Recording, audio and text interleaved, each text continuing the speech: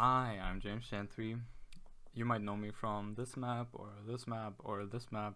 I'm an also mapper and I'm going to be making an unravel tier list today. There's a lot of unravel sets and we're gonna separate out the good from the bad. So we do this chronologically, first off with Christie 711111's map. This map was the very first ranked map of the song and it has the most plays currently. But it's not very good. Top difficulty was mapped by Fat Fan Kolek. This was, I'm guessing, during his come up as a mapper, because I've seen more recent stuff that's much better from him. It's generally a beginner set, not a lot of established visual concepts. Rhythm is passable, not a lot of interesting patterns. It's workable. A majority of players enjoy this, but mapping wise, it's not very interesting. Oh, my fucking food is ready.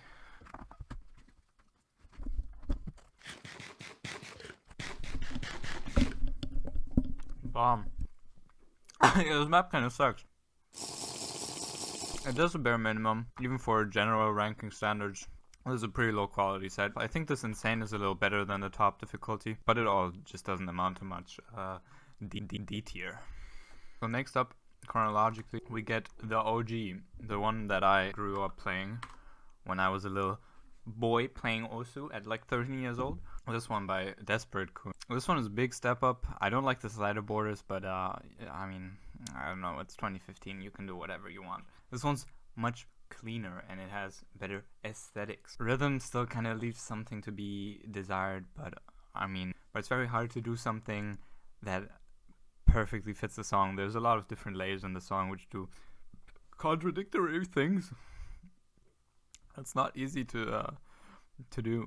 As like a casual player, I really enjoyed this map, especially the lower difficulties.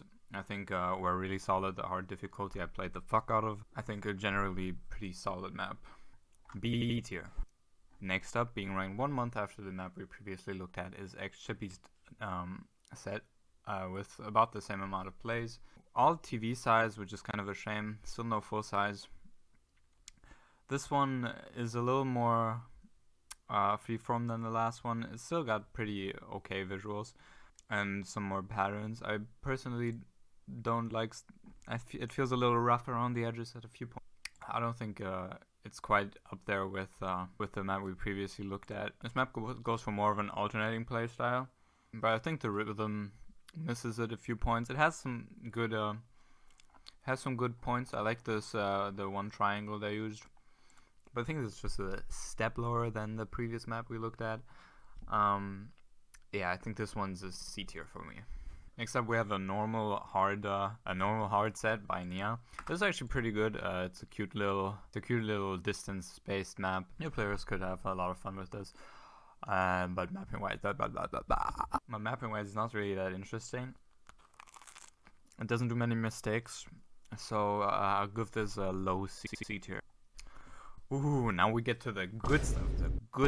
Now it's the good stuff. This is Unravel by Handsome. This is a love map. It's just one difficulty of the full size song. Yes, full size, good. The song is actually a lot better than full size, in my honest opinion.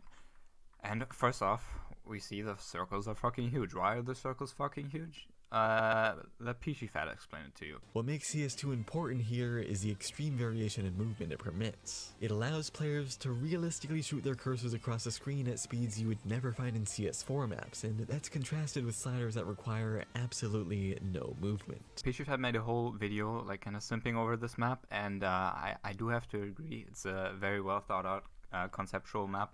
What Handsome is known for. His maps, state of the art. I played the fuck out of this because I like uncomfortable movementy maps, which force you to do weird stuff with your cursor. I think it's a really cool challenge, which is very unique. The contrast between the little slow sliders and the really big ones, they're nice. It's nice. Rhythm wise, this map is the most interesting out of the whole bunch because of his heavy use of reverse sliders. Even though it's a very high difficulty map, like it's a lot of passive rhythm representing the drums, which I think works really well. Passive rhythm means you don't have to click the buttons, you just have to hold the button while you move. up and down the reverse slider. I think out of all the maps, this one has the most replay value, just because of how unique it is. Needless to say, handsome map, it gets an S tier. Next map is great as well. It's made by Mirage and a bunch of other like Russian-ish mapper. I don't know, isn't Mirage even from Russia? Yes, they are. And the top difficulty is a collab with the one and only Jones on Evil Elvis, whatever you want to call him. It's very Russian. It's a very Russian map. Very Russian. In case you don't know what it means, this is what it means.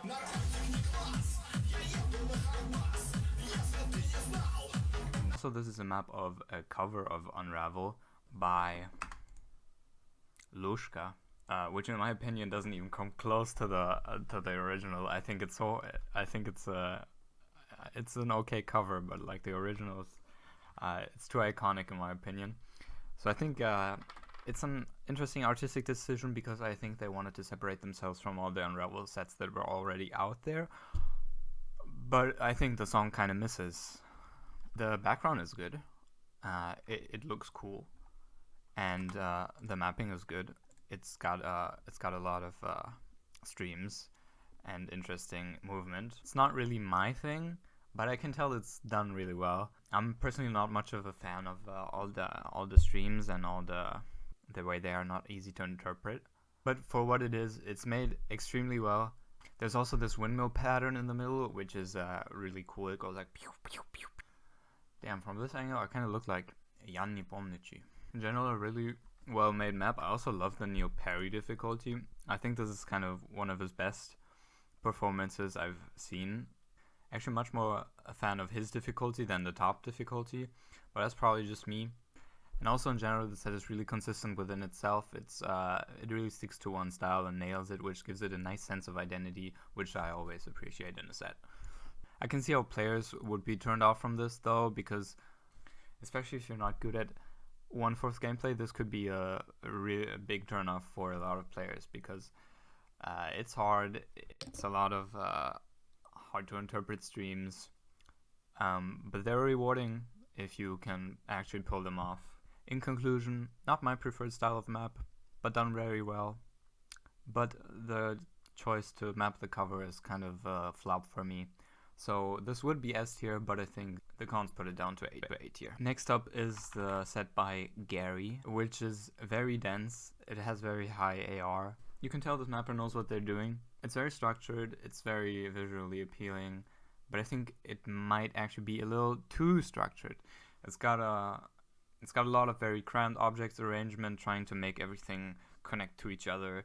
But I think that actually ends up being this map's downfall, because it uses a lot of extended sliders and a lot of crammed gameplay. Like it never really feels like anything is emphasized through movement. You know, you would usually want to have a big jump somewhere to emphasize the sound you're jumping to, but in this map there are no jumps. It's all very in a small space, and the mapper focuses a lot on emphasizing through visuals and SV changes and rhythm, which it does pretty well, but I think it focuses too much on that, and his map ends up being pretty good from a rhythm standpoint.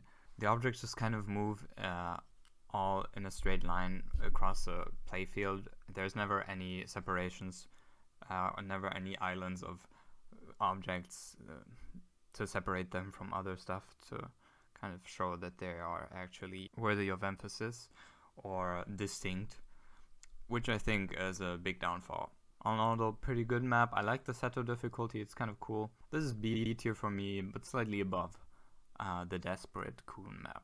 Next we got the map by Necromancy. This is kind of the off-brand serial version of Mirage's set. It's basically everything the Mirage map does, but worse. Especially, it looks a lot like Neil Perry's difficulty, but less charm, not the full-size version, maybe a little easier to play. It's a little more soft on the player. It's still fun to play, but I wish they would have branched off a little of that very obvious kind of Neil Perry Russian-inspired style. Also, there's this one slider at the end which is like completely horrible to play. I'm not sure why they put it in there when the rest of the map is kind of pretty light on the movement side of things. It's still good, don't get me wrong, but I think in a tier list, if it's just the same thing as another thing but worse, you gotta point it out as that. In general, I think this map is still better than the Gary map we looked at.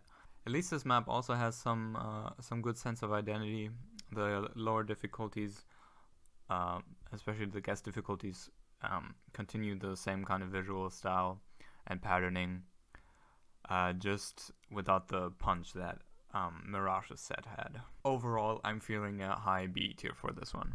Last set is made by Anna Apple, also known as Boar, also known as Free Hong Kong, also known as Type 1 of Feud, also known as Lego Man, also known as In Your Heart, also known as Alter 4, also known as Half Slash, also known as Meat Inspector. This map recently came out, not even that long ago, let me check. The 13th of November, I'm recording this on the 3rd of December 2021. Yeah, this just recently came out. It's fine. This map is not super visually appealing, which is fine. It shows structure in some other ways. You can tell the map kind of has more snappy movement in mind, and in general the rhythm is pretty good. This map generally takes a lot of risks though, especially in the guitar solo section. The map kind of goes nuts. There's a lot of questionable bursts, which I think is a big risk to take, and it didn't. I actually very much like the section after the break in the top difficulty, but it goes downhill once the bursts come in, and the map just kind of goes nuts. With a lot of disregard for the player. Of course, the idea is to get kind of like madness on the screen, because just objects everywhere to represent the song in a deeper way. But it just kind of flops for me. Also, some of the guest difficulties don't really add anything to the whole Unravel ranked section. They kind of do the same things we have already seen in some earlier entries, and they seem kind of amateurish. Maybe I'm biased against the style, and I kind of am, but it's a miss for me. This goes into a C tier. So that concludes the tier list. Feel free to disagree. Feel free to make your own. This is very subjective. That's just my opinion. As a mapper, your average player probably wouldn't think too much of my top 2 spots, but give them a try. Maybe you like them. Maybe just look at them in the editor and try to see what people could like about them. I think the top 2 are some really creative takes on the song. It's a very hard song to map, in my opinion. There's still, I think, potential for an even better Unravel map. But I'm not sure if OC needs more Unravel maps at this point. We have some pretty good ones, and I think everyone has heard the song enough times. I certainly have. Okay, bye.